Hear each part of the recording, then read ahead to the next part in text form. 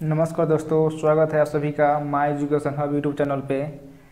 तो दोस्तों, आज के इस क्लास में हम लोग ज्योग्राफी ऑनर्स पेपर 1 का आंसर करने वाले हैं, जो बिहार यूनिवर्सिटी मुजफ्फरपुर के द्वारा जारी किया गया है सेशन 2019 से 22 पार्ट 1 एग्जाम के लिए। उसी को हम लोग आज आंसर करने वाले हैं।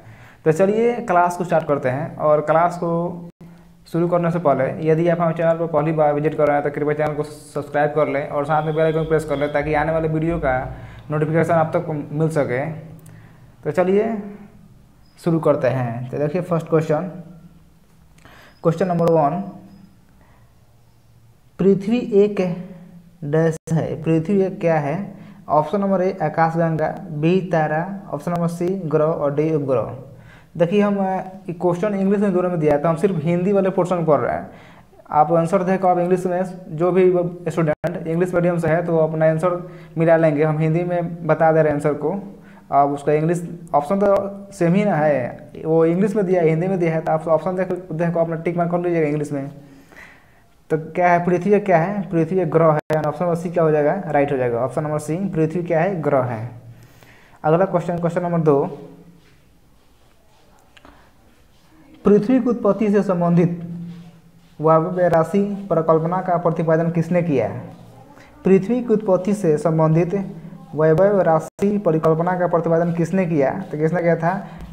के बफन। ऑप्शन नंबर बी क्या हो जाएगा? राइट हो जाएगा। Option number B. अगला क्वेश्चन नंबर 3 की ओर बढ़ते हैं। पृथ्वी की उत्पत्ति से संबंधित निहारिका परिकल्पना का प्रतिपादन किसने किया? पृथ्वी की उत्पत्ति से संबंधित निहारिका परिकल्पना का प्रतिपादन किसने किया? तो किसने किया था? बफन ने। ऑप्शन नंबर ए क्या हो जाएगा? राइट हो जाएगा, बफन। देखिए ये ऑप्शन दिया है अ ब स द के रूप में दिया है, तो हम option A B C D के रूप में पढ़ेंगे। तो आप समझ जाइएगा कि अ का मतलब ए और ब का मतलब बी और स का मतलब सी और द का मतलब डी हो जाएगा। तो क्या हो जाएगा? 3 का ऑप्शन नंबर ए हो जाएगा। अगला क्वेश्चन नंबर 4, पृथ्वी की उत्पत्ति से संबंधित बिग बैंग सिद्धांत का प्रतिपादन किसने किया? पृथ्वी की उत्पत्ति से संबंधित बिग बैंग सिद्धांत का प्रतिपादन किसने किया? तो किसने किया था? जी लेमेटियर। ऑप्शन नंबर डी क्या हो जाएगा? राइट हो जाएगा, जी लेमेटियर।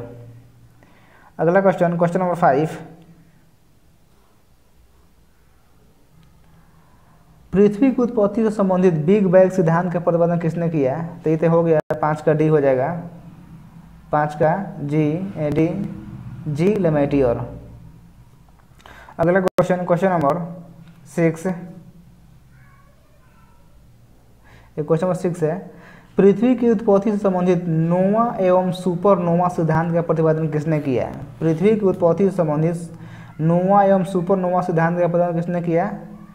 तो जेम्स जीन्स ने। ऑप्शन नंबर ए हो जाएगा, राइट, जेम्स जीन्स।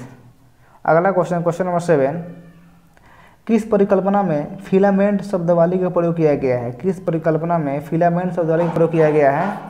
तो कौन सा हो जाएगा शब्दावली? नोवा एवं supernova. Option number B right हो जाएगा, नोवा एवं सुपरनोवा। अगला क्वेश्चन नंबर 8, निम्न में से किस परिकल्पना में रॉबर्ट वोगनर ने विशद व्याख्या प्रस्तुत किया? तो 8 का क्या हो जाएगा? 8 का ऑप्शन नंबर डी हो जाएगा, big bang. Option number D क्या हो जाएगा? राइट हो जाएगा, बिग बैंग। अगला क्वेश्चन नंबर 9, निम्न में से किस परिकल्पना में काले पदार्थ के अस्तित्व की व्याख्या की गई है?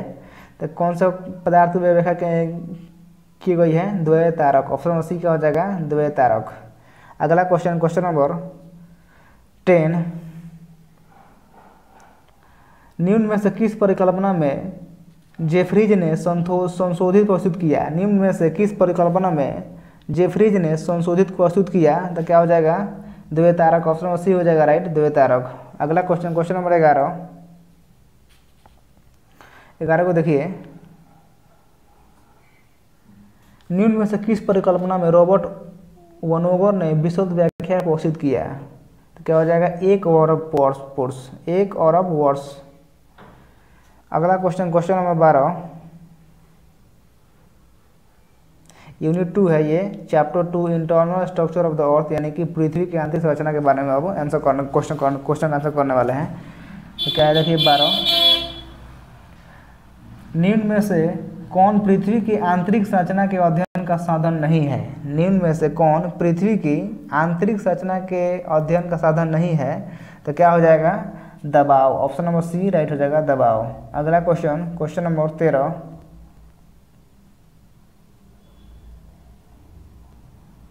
13 बोल रहा है, 13 नंबर है कि निम्न में से कौन पृथ्वी का औसत घनत्व है। निम्न में से कौन पृथ्वी का औसत घनत्व है, तो 5.5 हो जाएगा। ऑप्शन नंबर सी राइट हो जाएगा। अगला क्वेश्चन, क्वेश्चन नंबर 14, निम्न में से कौन पृथ्वी की आंतरिक संरचना के परत नहीं है। निम्न में से कौन पृथ्वी की आंतरिक संरचना के परत नहीं है, तो क्या हो जाएगा सियाल। ऑप्शन नंबर डी राइट हो जाएगा सियाल। अगला क्वेश्चन, क्वेश्चन नंबर 15, आधुनिक मतानुसार निम्न में से कौन पृथ्वी की आंतरिक संरचना के परत नहीं है, तो क्या हो जाएगा crust. Option number A right हो जाएगा क्रस्ट। अगला question, question number 16,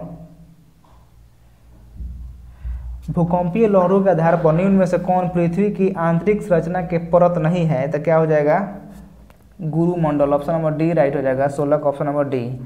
question number 17, निम्न में से कौन भूकंपीय लहर के प्रकार नहीं है। निम्न में से कौन भूकंपीय लहर के प्रकार नहीं है, तो क्या हो जाएगा ऑप्शन नंबर डी बी प्रकार का नहीं है। अगला क्वेश्चन, क्वेश्चन नंबर 18,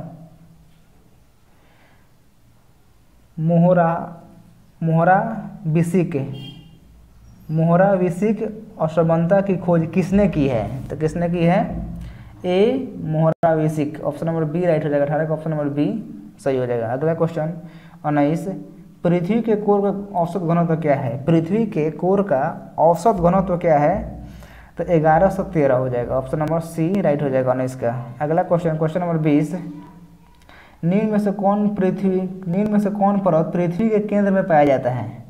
निम्न में से कौन परत पृथ्वी के केंद्र में पाया जाता है, तो क्या हो जाएगा crust. Option number A right हो जाएगा 20 का ऑप्शन नंबर ए। अगला क्वेश्चन, क्वेश्चन नंबर 21, गुटेनबर्ग असमानता पृथ्वी के किन दो परतों के मध्य की सीमा है, तो क्या हो जाएगा crust mantle. Option number A right हो जाएगा क्रस्ट मैंटल। अगला क्वेश्चन, क्वेश्चन नंबर 22, पृथ्वी के कोर में पी लहर की गति डैश है। पृथ्वी के कोर में पी लहर की गति डैश है, तो क्या हो जाएगा घटता है। पृथ्वी के कोर में पी लहर की गति क्या होती है, घटता है। अब देखिए यूनिट ये फर्स्ट का चैप्टर 3 अध्याय 3 है भूसंतुलन प्राट का विचार। अब हम लोग इसका आंसर करने वाले हैं। तो देखिए क्वेश्चन नंबर 23, भूसंतुलन की संकल्पना सर्वप्रथम किसने प्रतिपादित किया।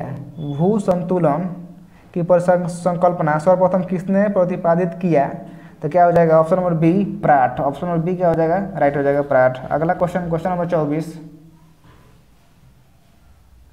भूतल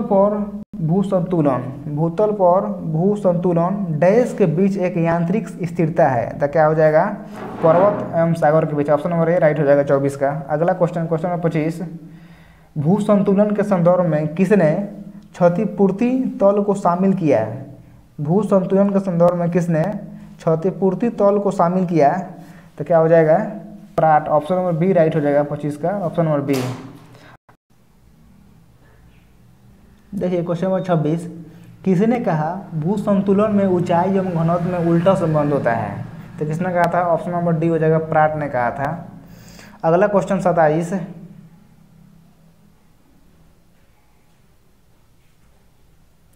1859 ईस्वी में गंगा के मैदान में किसने भूगणितीय सर्वेक्षण किया, तो किसने किया था ए प्राट ने। ऑप्शन नंबर क्या हो जाएगा बी राइट हो जाएगा ए प्राट ने। अगला क्वेश्चन 28,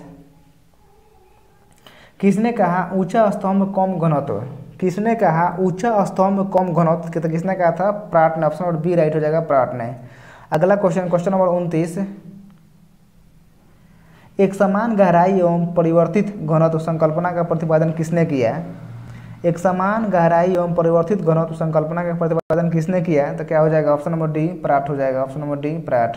अगला question, question number 30, John Henry Pratt किस देश से संबंधित थे। जॉन हेनरी प्राट किस देश से संबंधित थे, तो कौन सा देश हो जाएगा संयुक्त राष्ट्र America. Option number A right हो जाएगा अमेरिका से। अगला क्वेश्चन 31, प्राट के अनुसार क्षतिपूर्ति तल कहाँ पर स्थित होता है। प्राट के अनुसार क्षतिपूर्ति तल कहाँ स्थित होता है, तो कहाँ स्थित होता है भूतल के नीचे। ऑप्शन नंबर ए राइट हो जाएगा। अगला क्वेश्चन, क्वेश्चन नंबर 32, प्राट के अनुसार क्षतिपूर्ति तल के नीचे घनत्व डैश है। प्राट के अनुसार क्षतिपूर्ति तल के नीचे घनत्व डैश है तो क्या होता है, शून्य होता है। ऑप्शन नंबर डी राइट हो जाएगा। अगला क्वेश्चन 33, किसने कहा एक स्तंभ में घनत्व नहीं बदलता है? किसने कहा कि एक स्तंभ में घनत्व नहीं बदलता है? तो किसने कहा था, प्रॉट ने। ऑप्शन नंबर बी क्या हो जाएगा, राइट हो जाएगा। अगला क्वेश्चन, क्वेश्चन नंबर 34। ये 34 जो है ये चैप्टर 4 का है क्वेश्चन, भू संतुलन एक एयरी का विचार। तो देखिए क्वेश्चन नंबर 34, भू संतुलन के संदर्भ में तैराव के सिद्धांत में किसने विश्वास व्यक्त किया? तो किसने विश्वास व्यक्त किया? तो क्या हो जाएगा आपका, Airy, the Airy. Option number D क्या हो जाएगा, एयरी। अगला क्वेश्चन, क्वेश्चन नंबर 35, यानी 34 का क्या हो जाएगा, ऑप्शन नंबर डी हो जाएगा। 34 का option number D. Question number 35, Airy निम्न में से किस देश से संबंधित थे? एयरी किस देश से संबंधित थे? तो क्या हो जाएगा, रूस से संबंधित है। ऑप्शन रूस से है, ऑप्शन नंबर सी राइट हो जाएगा। अगला क्वेश्चन 36,